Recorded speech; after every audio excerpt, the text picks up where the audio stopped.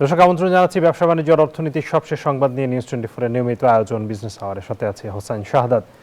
রবি থেকে বৃহস্পতিবার দুপুর 1টায় প্রচারিত হচ্ছে এই অনুষ্ঠান। আয়োজনে থাকছে দেশ বিদেশের ব্যবসা বাণিজ্যের সবশেষ খবর এবং খবরের বিশ্লেষণ, এছাড়াও আছে শেয়ার বাজার এবং মুদ্রা বাজারের আপডেট। দর্শক, সিলেটে পাথর উত্তোলন নিয়ে স্বরাষ্ট্র মন্ত্রণালয়ে কিছুক্ষণ আগে বৈঠক অনুষ্ঠিত হয়েছে। বৈঠক শেষে সমসাময়িক ইস্যুতে কথা বলছেন স্বরাষ্ট্রমন্ত্রী সালাউদ্দিন আহমেদ। আমরা সরাসরি তার বক্তব্যে চলে যাচ্ছি।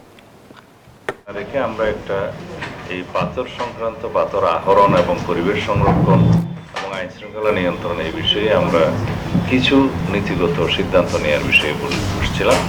আশা করি আমরা সমস্ত রিপোর্টগুলো পাবো এই লাস্ট অফ দিস মান্থ, তারপরে জুনের ফার্স্ট উইকে আমরা আবার বসবো। এখানে সবচেয়ে গুরুত্বপূর্ণ বিষয় হচ্ছে বিভিন্ন পাথর কোয়ারি সম্পর্কে আমাদের হাইকোর্ট ডিভিশনের দুই একটি অর্ডার আছে, জাজমেন্ট আছে, একটা সুপ্রিম কোর্টেও পেন্ডিং আছে, আর অন্যান্য পর্যায়েও যদি কোনো মামলা থাকে সে বিষয়ে দুই জেলা প্রশাসক সমস্ত মামলাগুলোর বিষয়ে অ্যাটর্নি জেনারেল অফিস থেকে তারা তথ্য সংগ্রহ করবে, ল মন্ত্রণালয় আইন মন্ত্রণালয়ের সাথে যোগাযোগ করে এই মামলাগুলো নিষ্পত্তির জন্য ব্যবস্থা নেবে এবং তার অগ্রগতি হলে আমাদেরকে পরবর্তী মিটিংয়ে জানাবে। আমরা যাই করব আইন মেনে এবং আদালতের রায়কে মাথায় রেখে সম্মান জানিয়েই আমরা বিধি মোতাবেক করার চেষ্টা করব। ধন্যবাদ। আমরা তো আজকে আছি, গতকালকে একটা তো পত্রিকায় এসে গেছে।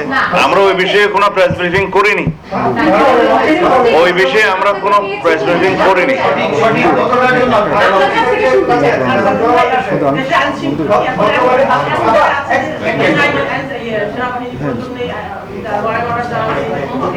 আমরা ওই বিষয়ে কালকে কোনো প্রেস ব্রিফিং করিনি। তারপরেও দুই একটা পত্রিকায় যেগুলো নিউজ এসছে আমি দেখছি, যেমন আমার দেশে বোধহয় একটা নিউজ এসে আমাদের একটা সরকারি পর্যায়ে নীতিগত সিদ্ধান্ত হয়েছে যে আমরা অনির্দিষ্টকালের জন্য সেনাবাহিনীকে মাঠে আইন শৃঙ্খলা পরিস্থিতি নিয়ন্ত্রণের কাজে রাখতে পারবো না। নির্বাচিত সরকার, রাজনৈতিক সরকার দায়িত্ব গ্রহণ করেছে। আমরা পুলিশ বাহিনীকে একটা সুশৃঙ্খল অবস্থায় ফেরত নিয়ে আসতে পেরেছি বলে আমাদের এখন বিশ্বাস জন্মেছে, জনমনেও বিশ্বাস জন্মেছে। তো সেই অবস্থায় আমরা পর্যায়ক্রমে মাঠ থেকে সেনাবাহিনীকে প্রত্যাহার করার জন্য উদ্যোগ নিচ্ছি, এই কথা সত্য। তবে সেটা আমরা কিভাবে করব সেটা পুলিশ এবং সেনাবাহিনী এবং অন্যান্য সংস্থাগুলো বসে তারা পর্যায়ক্রমে সেই ব্যবস্থাটা নেবে।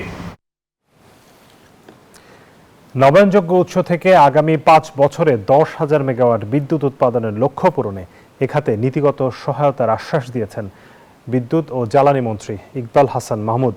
বৃহস্পতিবার রাজধানীর আগারগাঁওয়ে এক অনুষ্ঠানে জ্বালানি মন্ত্রী বলেন, পোশাক খাতের মতো সোলার খাতেও ট্যাক্স সুবিধা এবং রেগুলেশন শিথিল করার পরিকল্পনা নেওয়া হচ্ছে। বিশেষ করে সোলার প্যানেল, ইনভার্টার এবং ব্যাটারি আমদানিতে শুল্ক কাঠামো সহজ করার পাশাপাশি রুফটপ সোলার প্যানেল স্থাপনে ব্যক্তি খাতের উদ্যোক্তাদের উৎসাহিত করা হবে। আগামী জুন মাসের মধ্যেই এই সংক্রান্ত সরকারি আদেশ বা নীতিমালা চূড়ান্ত হবে বলেও জানান তিনি।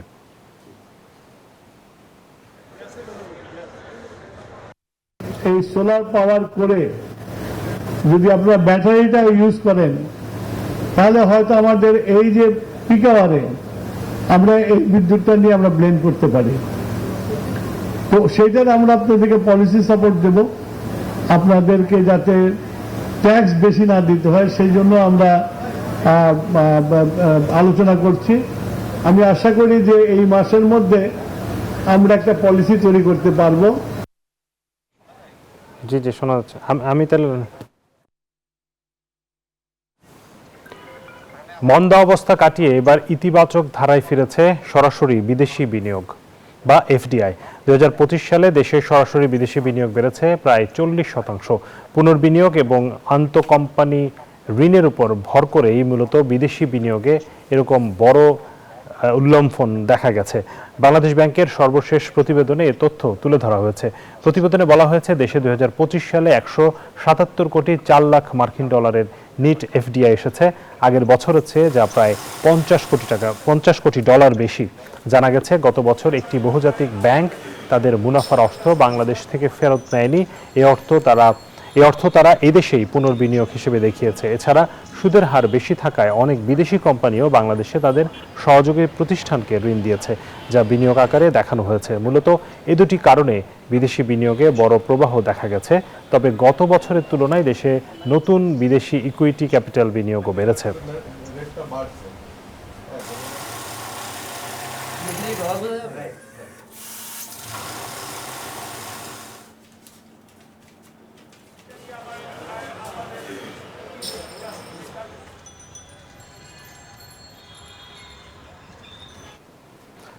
দর্শক, বিদেশি বিনিয়োগের যে ইতিবাচক ধারায় ফিরছে সেই বিষয়টি নিশ্চয়ই ভালো খবর। আসলে আসল চিত্র কি সেই বিষয় নিয়ে একটু আমরা জানতে চাইবো, আমরা বুঝতে চাইবো। আমাদের সাথে যুক্ত হচ্ছেন পুঁজিবাজার বিশ্লেষক এবং ডিএসসি ব্রোকার্স অ্যাসোসিয়েশনের সভাপতি সাইফুল ইসলাম। জনাব সাইফুল ইসলাম, আপনাকে স্বাগত জানাচ্ছি বিজনেস আওয়ারের আজকের আয়োজনে। আপনি নিশ্চয়ই আমাকে শুনতে পাচ্ছেন। আপনার কাছ থেকে যেটি জানতে চাইবো যে এই যে বিনিয়োগ বেড়েছে 2025 সালে, যেহেতু সব বাংলাদেশ ব্যাংকের সাম্প্রতিক সময়ের এই প্রতিবেদন প্রকাশ করলো, এই বিনিয়োগ বৃদ্ধি আমরা যদিও শুনতে পাচ্ছিলাম যে বিডা অনেক বেশি চেষ্টা চালাচ্ছিল, বিনিয়োগ সম্মেলন হয়েছে, নানান কিছু করার পরেও আসলে বিনিয়োগ বাড়ছে না, এই ধরনের আসলে শুনতে পাচ্ছিলাম। কিন্তু সবশেষ তথ্যে আমরা দেখতে পাচ্ছি যে বিনিয়োগ বেশ খানিকটা বেড়েছে, 40% বেড়েছে আগের বছরের তুলনায়। এটিকে আপনি কিভাবে দেখেন? মানে এই বিনিয়োগ বৃদ্ধিটা যদিও বলা হচ্ছে কিছু কোম্পানি পুনর্বিনিয়োগ করেছে, সেটাও তো অবশ্যই আমাদের জন্য ভালো খবর। ওভারঅল সিনারিওটা একটু জানতে চাই। Thank you. আপনার প্রথমে যেটা বলতে হচ্ছে যে আপনার any increase is we should appreciate. এখন ধরেন আপনার লাস্ট ইয়ার আমার 1 টাকা ছিল, এখন 1 টাকা 40 পয়সা, that is something we should appreciate. But again যদি আপনি দেখেন যে in terms of the number, সেটা আমাদের দেশের জন্য খুবই ইনসিগনিফিকেন্ট। ধরেন আমাদের দেশের যে জিডিপি সাইজ, আমাদের দেশের যে অর্থনৈতিক অবস্থা, আমাদের দেশে বিদেশি পুঁজি আহরণের জন্য যে প্রচেষ্টা, সবকিছু মিলে আমরা যদি দেখি যে আমাদের অ্যাচিভমেন্ট, সেটা খুব ইনসিগনিফিকেন্ট। আনফরচুনেটলি ধরেন আমাদের সাথে পিয়ার কান্ট্রি হিসাবে আমরা তাদেরকে কম্পেয়ার করতে পারি, এর মধ্যে একটা তো অবশ্যই হচ্ছে ভিয়েতনাম। আপনি যদি ভিয়েতনামের সাথে আমাদের তুলনা দেখেন, তাহলে আপনি দেখবেন যে ভিয়েতনাম মানে জ্যামিতিক হারে বেড়ে যাচ্ছে তাদের ফরেন ইনভেস্টমেন্ট, এবং mostly from the Chinese, because of the US tariff. যে চায়নার অনেক বিজনেসই শিফট করে গেছে ভিয়েতনামে, কিন্তু আমরা এই অপরচুনিটিটা নিতে পারছি না।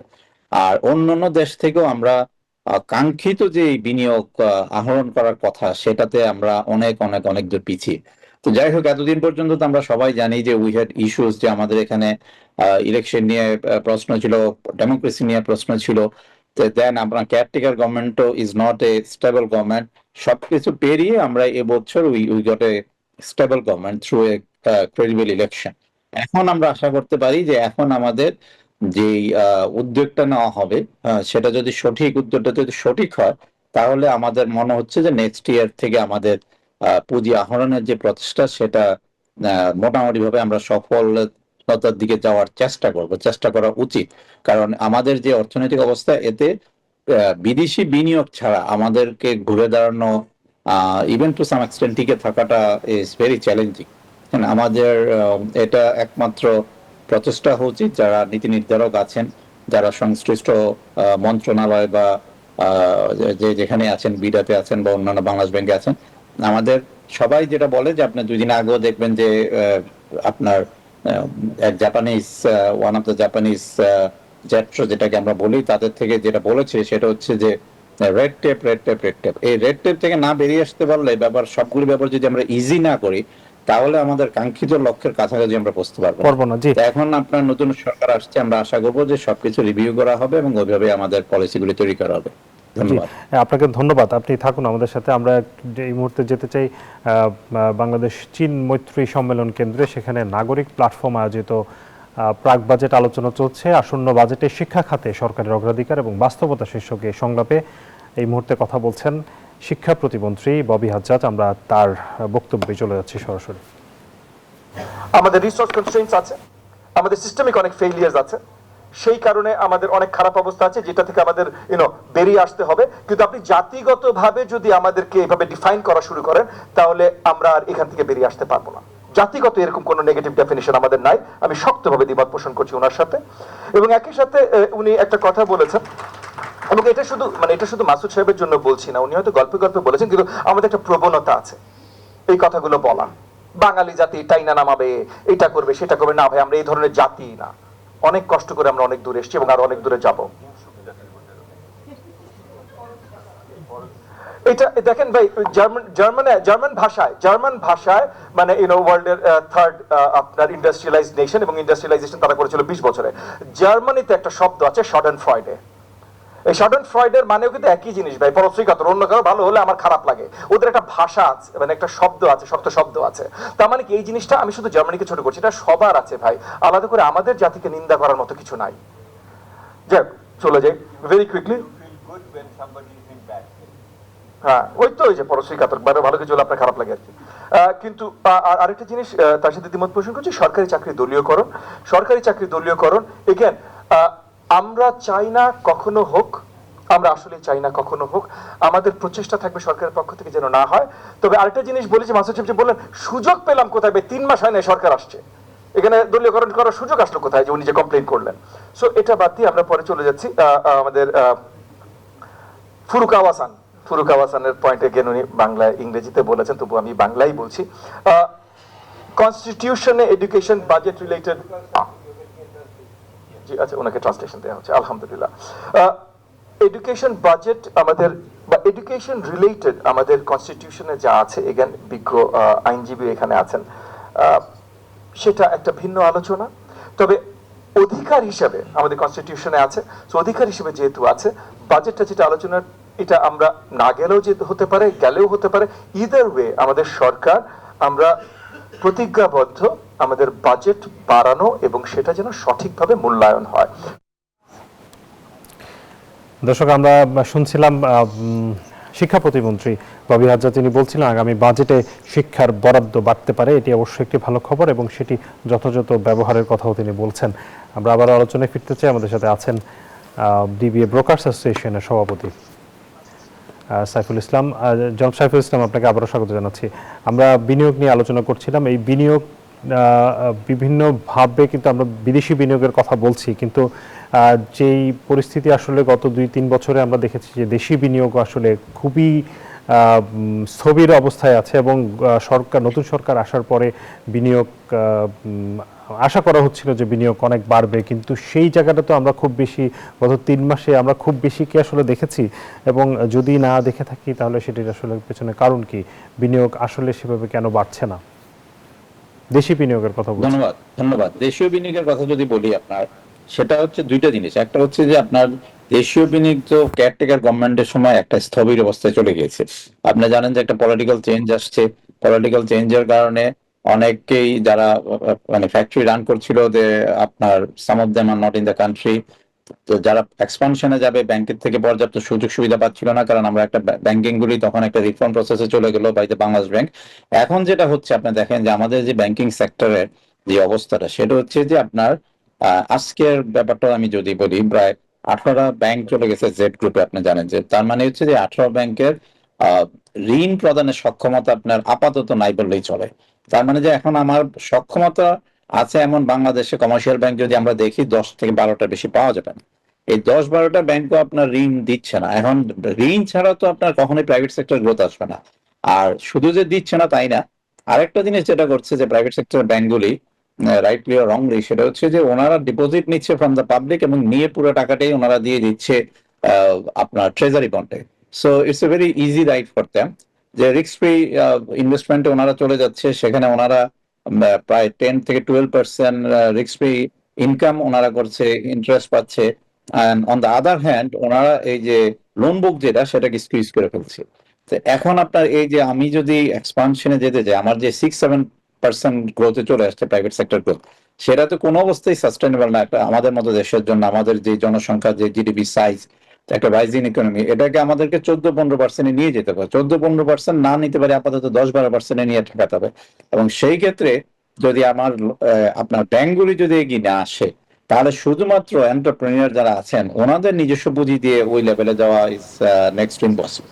তা আমাদেরকে এটা একটা নীতি নির্ধারণের ব্যাপার যে সরকার, বাংলাদেশ ব্যাংক এটা চিন্তা করতে হবে যে এই 6 থেকে 7% থেকে যদি বেরিয়ে আসতে হয় তাহলে বেরোতে কেন পারছি না, এবং সেটা মোটামুটি ভাবে আমরা সবাই জানি স্পষ্ট। সেখান থেকে বাংলাদেশ ব্যাংক নতুন কোনো না কোনো ভাবে একটা গাইডলাইন্স দিতে হবে ব্যাংকগুলিকে যে তাদের যাতে ক্রেডিট বুকটা, লোন বুকটা এক্সপানশনে যায়, এবং সেখানে দরকার কিছু নীতি সহায়তা দিবে। কারণ আমি যেটা বললাম যে খুব বেশি সংখ্যক bank is not in a position to extend the loan বুক। সেটা যদি না করা যায় তাহলে, এবং লোন যদি না দেওয়া হয় তাহলে ক্রেডিট গ্রোথ তো প্রাইভেট সেক্টরে আসা একটু almost impossible. It's very challenging situation. তো এই ব্যাপারটা যদি নীতি নির্ধারকরা দেখে, সেন্ট্রাল ব্যাংক দেখে, তাহলে হয়তো আমরা আশা করতে পারি যে কিছুদিনের মধ্যে আমরা পরিস্থিতি কিছুটা উন্নতি দেখতে পারবো। আর দ্বিতীয় যেটা আপনি বলেন যে 3 মাসের মধ্যে সরকার আসছে, 3 মাসের মধ্যে তেমন কোনো পরিবর্তন দেখা যাচ্ছে না। 3 মাসের মধ্যে ধরেন পরিবর্তনের মধ্যে মূল পরিবর্তনগুলি তো চেঞ্জ হচ্ছে in different, like say in the central bank also we have seen the changes. এখন একটা নতুন সরকার আসলে যে ওনাদের এই সরকার বান্ধব যে ওনাদের যে ম্যানিফেস্টো সেই অনুযায়ী ধরেন নীতি নির্ধারণ করে একটু বসতে তো সময় লাগবে। So you have to give them some time. But আমরা আশা করছি যে ধরেন বাজেট আসছে, সব পুরো সরকার এখন বাজেট নিয়ে ব্যস্ত। বাজেটের পরে হয়তো আমরা দেখতে পারবো যে একটা আপনার এক্সপোনেনশিয়ালি পলিসিতে ওনারা যাচ্ছেন যে এই ইকোনমিটা কিভাবে সামনের দিকে নিয়ে যাওয়া যায় এবং টাকার ফ্লোটা কিভাবে আনা যায় ইন দ্য ইকোনমি। এখানে আসলে বাজেটের কথা যেহেতু বললেন যে বাজেট একেবারেই কাছাকাছি এবং বাজেট প্রস্তুত হয়ে গেছে আমরা যতটুকু জানি, এইবারের বাজেটে কি কোনো ধরনের বিনিয়োগ সহায়ক নীতি আশা করছে, মানে কেমন নীতি সহায়তা আশা করছে, অথবা আপনার যদি কোনো পরামর্শ থাকে সেই জায়গাটাতে, বিশেষ করে পুঁজিবাজারের জন্য যদি থাকে, অনেক ভালো ভালো কোম্পানিগুলোকে পুঁজিবাজারে নিয়ে আসার জন্য কোন ধরনের নীতি সহায়তা থাকা উচিত বলে মনে করেন? আমরা পুঁজিবাজার থেকে তো ধরেন ঢাকা চিরাং স্টক এক্সচেঞ্জ আমরা বসেছি, অন্যান্য যে প্রতিষ্ঠানগুলি, অঙ্গ প্রতিষ্ঠানগুলি আছে সবাই আমরা একসাথে বসেছি ওই সিডিপিএল। তাছাড়া ব্যবসায়িক গ্রুপগুলি, অ্যাপেক্স বডিগুলি বসেছে। এবং আমাদের যে দাবি দেওয়ার মধ্যে আমরা প্রথমেই যেটা বলে আসছি যে আমাদের প্রথম হচ্ছে যে প্রসেসটাকে ইজি করতে হবে। আপনি ধরেন ভ্যাট নিয়ে আপনি যদি দেখেন unlimited number of cases in the tribunal, ঠিক সেই ব্যক্তিগত সেম অবস্থা। এখন যতদিন পর্যন্ত প্রথম যদি আপনার এনবিআর কোনো কাজ করে সেটা হচ্ছে যে ব্যাপারটাকে ইজি করতে হবে, স্মুথ করতে হবে, যে ট্যাক্স দেওয়াটা শুড বি এনকারেজড। সেটা আপনার ধরেন একটা হয়রানি পর্যায়ে যাতে না থাকে।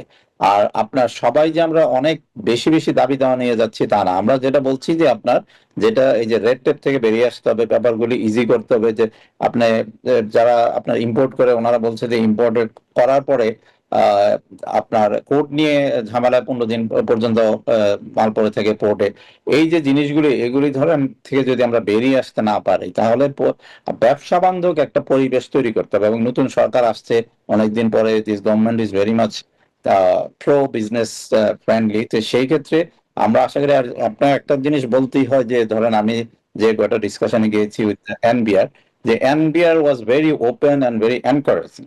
এনবিআর কিন্তু আমাদের সাথে যে খুব বেশি ডিসপিউট করেছে আমরা যখন বলেছি যে এই পলিসিগুলির সমস্যা, এটা করে নাই। হ্যাঁ, এখন ধরেন আপনার সবগুলি তো আর ওনাদের পক্ষে অ্যাকোমোডেট করা সম্ভব হবে না, বাট আমি যতটুকু দেখেছি এই বছরের বাজেটটা হয়তোবা আপনার একটা বিনিয়োগ বান্ধব বাজেট আসছে, যেহেতু গভর্নমেন্টের থেকে প্রেশার আছে এবং আপনার এনবিআর এর যে টিমটা বসছে আমাদের সবার সাথে, সেই টিমটা is very pro investment friendly. তা আমরা ভালো কিছুই আশা করছি।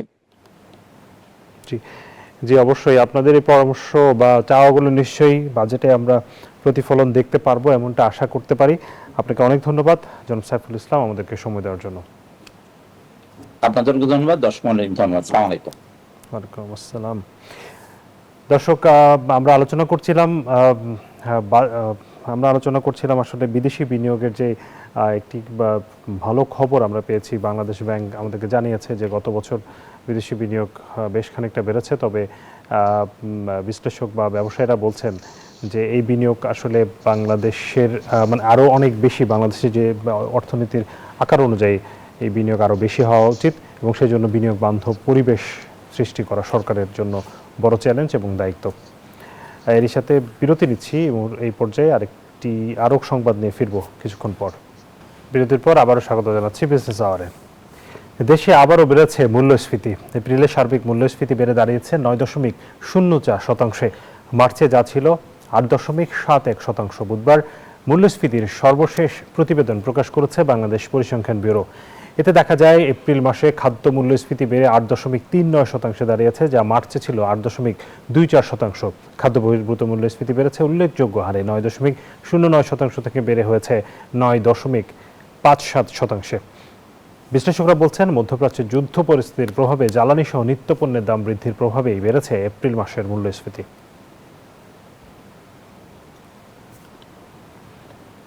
বিশ্ববাজারে টানা 2 দিন দরপতনের পর আজ বৃহস্পতিবার আবারও বেড়েছে অপরিশোধিত জ্বালানি তেলের দাম।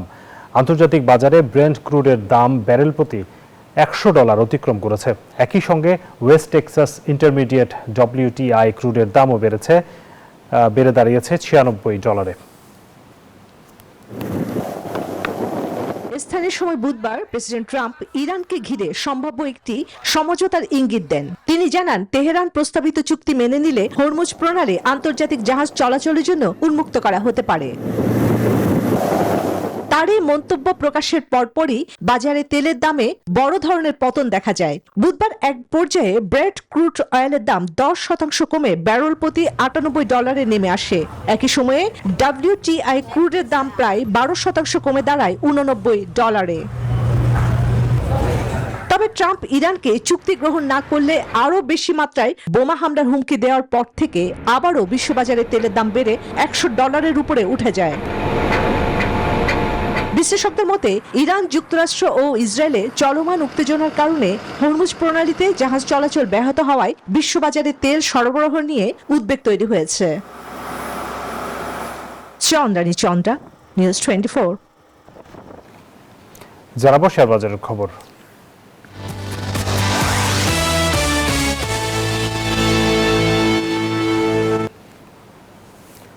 ঢাকা স্টক এক্সচেঞ্জের ওয়েবসাইট থেকে জেনে নেব পুঁজিবাজারের সবশেষ লেনদেন পরিস্থিতি।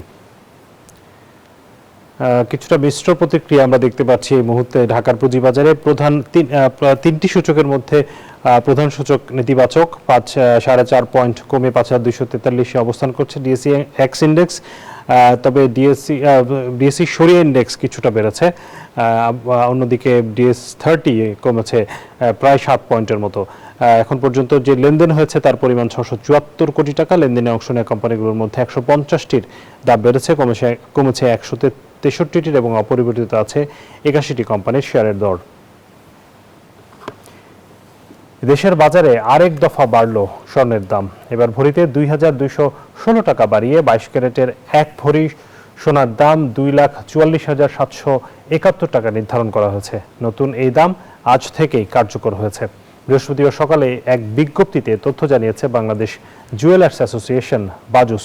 নতুন দাম অনুযায়ী দেশের বাজারে প্রতি ভরি 22 ক্যারেটের স্বর্ণের দাম বেড়ে হয়েছে 2,44,771 টাকা। 21 ক্যারেটের দাম 2,33,572 টাকা। 18 ক্যারেট 2,213 টাকা এবং সনাতন বা পুরনো পদ্ধতির যেই স্বর্ণ বিক্রি হয় তার প্রতি ভরি স্বর্ণের দাম 1,63,063 টাকা নির্ধারণ করা হয়েছে। এর আগে সবশেষ বুধবার সকালে দেশের বাজারে সোনার দাম সমন্বয় করেছিল বাজুস।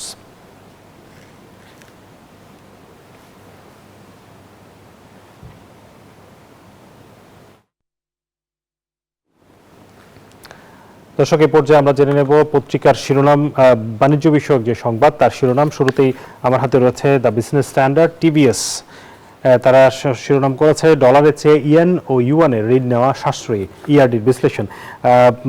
অর্থনৈতিক সম্পর্ক বিভাগ ইআরডির সাম্প্রতিক এক নথিপত্র থেকে এই তথ্য জানানো হয়েছে এবং তারা বলেছে যে ডলারের বদলে জাপানি ইয়েন $39.90 সমপরিমাণ ঋণ নিয়ে বাংলাদেশ তার কিস্তি পরিশোধের ক্ষেত্রে $20 কোটি বেশি সাশ্রয় করতে পারে।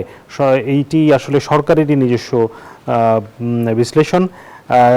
ডলারের পরিবর্তে আসলে ইয়েন এবং চীনা মুদ্রার যেই ইউয়ান তার সেই মুদ্রায় আসলে ঋণ নেওয়া যায় কিনা সে বিষয়টি বিশ্লেষণ করা হয়েছে। এটি যদিও এখনও প্রাথমিক পর্যায়ে রয়েছে, সে বিষয়ে সরকারের আসলে নীতি নির্ধারণী পর্যায়ে সিদ্ধান্ত নেওয়ার বিষয় রয়েছে। প্রথম আলোর শিরোনাম, 2 কোম্পানিতে বিনিয়োগের টাকা ফেরত আনতে হবে ভ্যানগার্ডকে।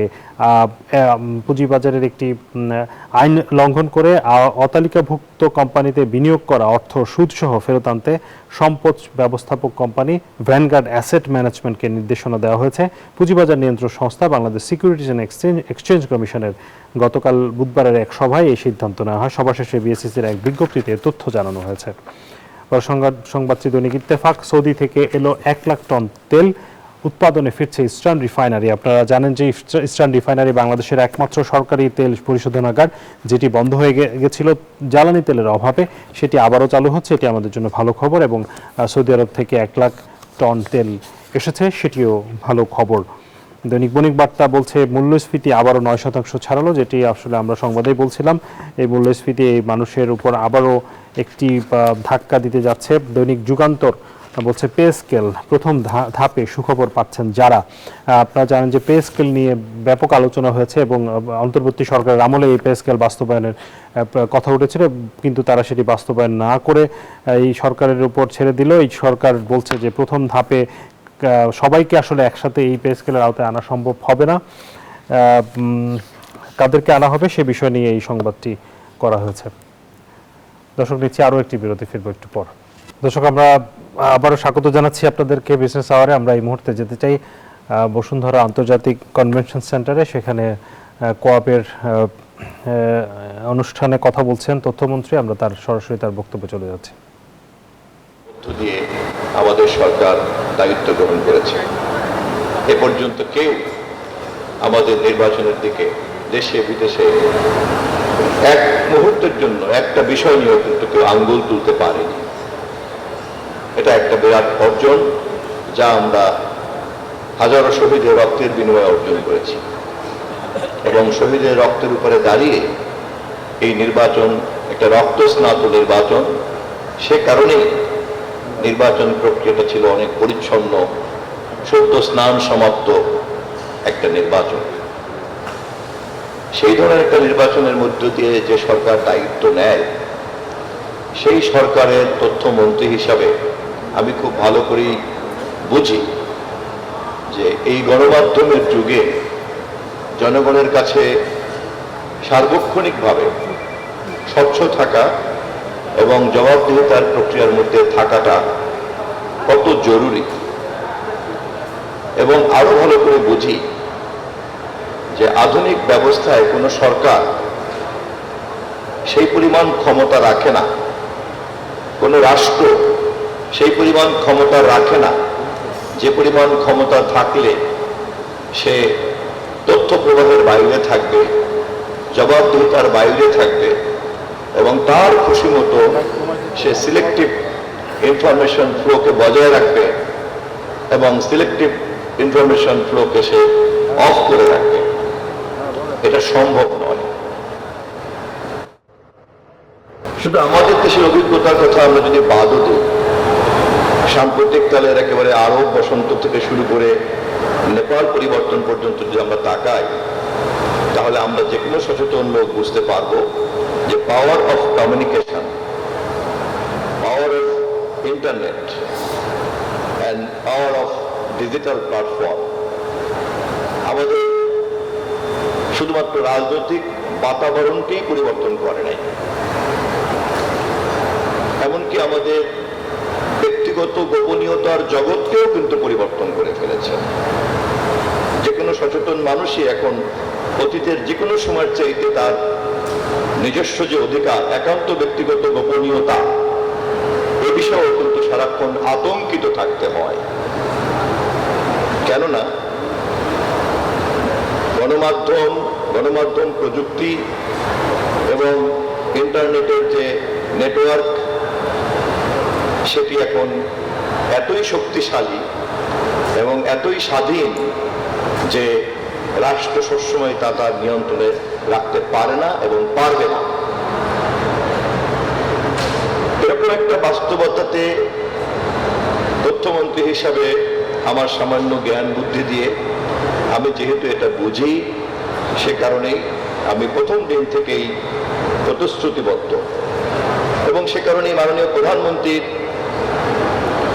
দেয়া যে প্রতিশ্রুতি, গণমাধ্যম কমিশন করা, গণমাধ্যমকে স্বাধীন করা, এই কথাগুলি আগের সরকারের আমলে কেবলমাত্র একটা গাল বলা বলি ছিল। কিন্তু এই বাস্তবতার কারণে আমাদের সরকার, তারেক রহমানের সরকার, আমরা খুব ভালো করে বুঝি এটি এখন আর গাল ভরা বলি নয়, এটি একটি অবশ্যই পালনীয় শর্ত। যে সরকার এই অবশ্য পালনীয় শর্ত পূরণ করতে ব্যর্থ হবে, সে দুপুরে রান্না করতে পারলেও তা না খেয়ে ক্ষমতা থেকে বিদায় নিতে হবে।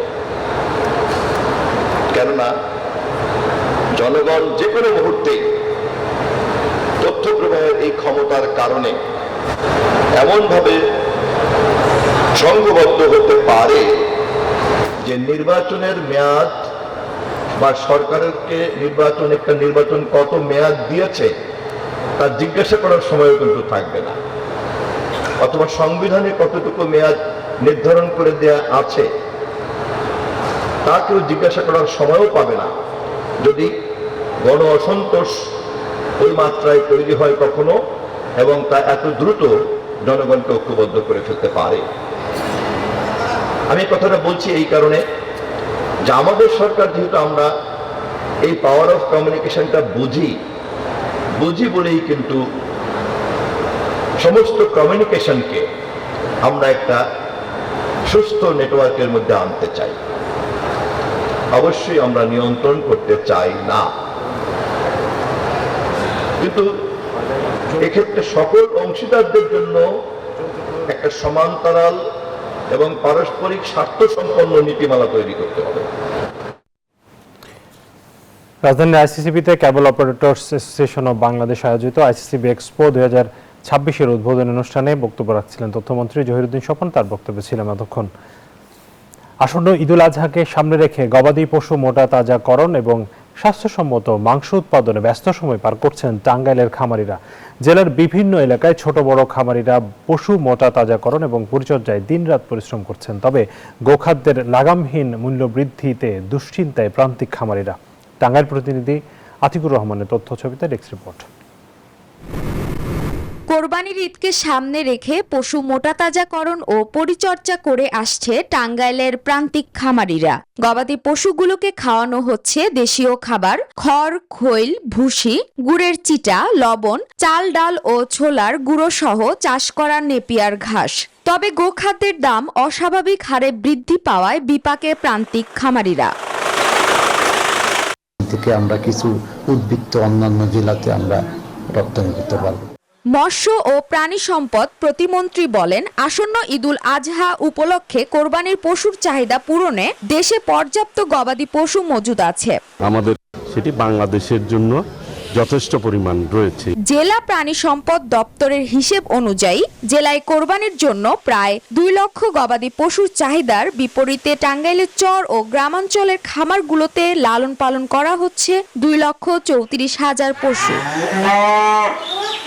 Desk report, news 24। দর্শক, এই ছিল বিজনেস আওয়ারের আজকের আয়োজনের সাথে থাকার জন্য ধন্যবাদ সবাইকে।